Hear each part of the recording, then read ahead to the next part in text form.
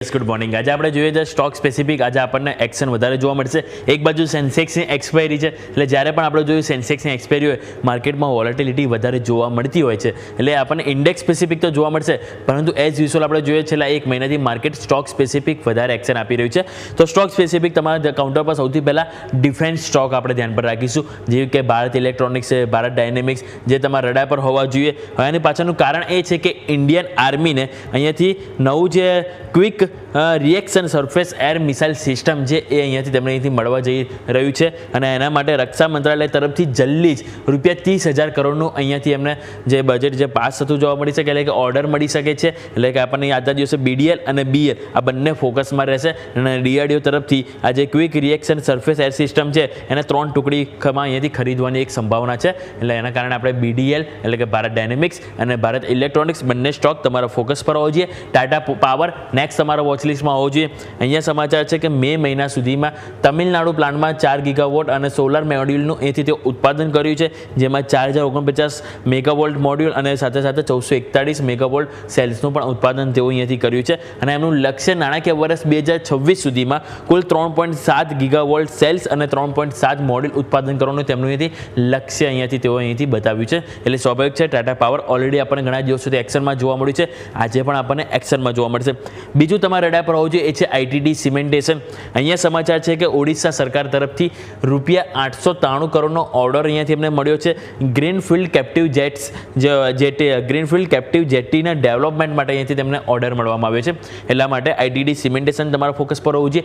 Eternal તમારા radar પર હોવું જોઈએ। ઓલરેડી જોયું ગઈકાલે આપણને ફૂડ ડિલિવરી એપ વાળા જે બી સ્ટોક છે, જેવી રીતે કે ઝોમેટો છે, સાથે સ્વિગી, બંને નફા વસૂલ જોવા, પરંતુ સ્પેસિફિક એટર્નલ માટે ખરાબ સમાચાર એ છે કે મહારાષ્ટ્ર FDA દ્વારા બ્લિંકિટનો જે ડાર્ક સ્ટોર છે એનું લાયસન્સ અહીંથી રદ કરવામાં આવ્યું છે।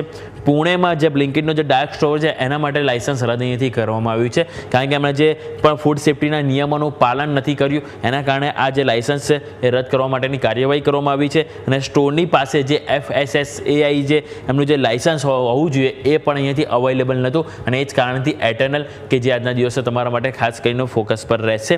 નેક્સ્ટ સ્ટોક તમારા રડાર પર હોવું જોઈએ એ છે જિંડાલ્સો। જિંડાલ્સોમાં સમાચાર છે કે UAEમાં અહીંથી જિંડાલ્સો હોલ્ડિંગ FZE નામથી તેઓ એક સબસિડિયરીની રચના કરી છે, અને UAEમાં એમણે બુહુરમાં JVમાં કુલ $10 મિલિયન અહીંયાથી રોકાણ કર્યું છે, અને સાથે સાથે તેઓ અહીંથી RAX એટલે કે રેક્સ યુનાઇટેડની જે JVમાં પણ તેઓથી $3 મિલિયન અહીંયાથી રોકાણ કર્યું છે। એટલે કે મલ્ટિપલ સમાચાર છે। જિંડાલ્સો આજના દિવસે એક એક્શનમાં રહેશે। IRB ઇન્ફ્રા મે મહિનાનો ડેટા સામે આવ્યો। મે મહિનામાં તેમનું જે કુલ ટોલ કલેક્શન હોય છે 535 કરોડ હતું, એ 8.5% વધીને 581 કરોડ એમનું અહીંથી ટોલ કલેક્શન જોવા મળ્યું છે। એટલે અહીંયા પણ તમારું ફોકસ હોવું જોઈએ। મહિન્દ્રા છેલ્લા ઘણા દિવસોથી અહીંયાથી આપણને ફોકસમાં, આજે પણ ફોકસમાં રહેશે, કારણ કે મહિન્દ્રા ફાઇનાન્શિયલ એમની જે કંપની છે સબસિડિયરી કંપની, એમાં 8.51% હિસ્સો અહીંયાથી તેઓ ખરીદશે અને ખરીદ્યો છે, અને જે રાઇટ ઇસ્યુ દ્વારા આ હિસ્સો ખરીદવામાં આવ્યો છે। કુલ ₹194 કરોડની હિસ્સેદારી અહીંયાથી રકમ આપણને સામે આવી છે। એટલે હવે જે પહેલાં જે હિસ્સેદારી એમની પાસે 52.16% હતી, એ વધીને હવે 52.49% આપણને અહીંથી થતી જોવા મળી રહી છે। એટલે કે આ સ્ટોક પર તમારા રડાર પર હોવું જોઈએ। જેના સ્મોલ ફાઇનાન્સ બેંક તમારા રડાર પર હોવું જોઈએ। અહીંયા સમાચાર છે કે RBIને તેઓ યુનિવર્સલ બેંક બનવા માટે અહીંયાથી વોલન્ટરી એપ્લિકેશન તેઓએ રજૂ કરી છે। અત્યારે હાલ સ્મોલ ફાઇનાન્સ બેંક છે, હવે તેઓ અહીંયાથી યુનિવર્સલ માટે તેઓ અપ્લાય કર્યું છે। લાસ્ટ સ્ટોક તમારા ફોકસ પર હોવું જોઈએ। અને લાસ્ટ સ્ટોક તમારા રડાર પર હોવું જોઈએ છે કેપ્રી ગ્લોબલ। ઓલરેડી સ્ટોક જોયો તો ગઈકાલે 19%ની તેજી હતી।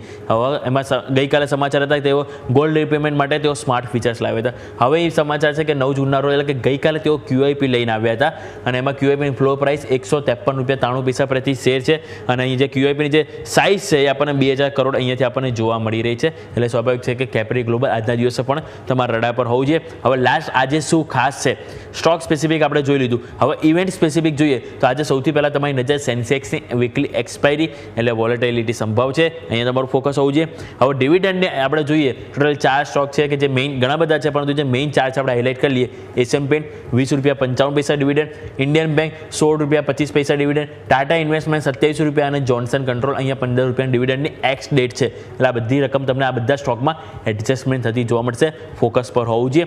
અને બીજું કે આજે મ્યુચ્યુઅલ ફંડ ઇન્ડસ્ટ્રીના મે મહિનાના આંકડા રજૂ કરશે MFI, એટલે ત્યાં પણ તમારે ખાસ કરીને ફોકસ હોવું જોઈએ। એટલે અહીંયા પણ આપણને આઉટપુટ બહાર આવશે કે આપણને અહીંયાથી મે મહિનામાં કેટલા લોકો SIP ઇન્ફ્લો થયો, કયા સ્પેસિફિક કઈ સ્કીમમાં કેટલું ફંડ, દરેક વસ્તુ આપણને સામે આવતું બધું જોવા મળશે. પરંતુ જેમ આપણે વાત કરી કે સ્ટોક સ્પેસિફિક તમારું એક્શન આજે વધારે હોવું જોઈએ અને સાથે આપણે સેન્સેક્સની એક્સપાયરી છે એની પર પણ તમારે ખાસ કરીને ફોકસ આજના દિવસે હોવું જોઈએ. Over to yes.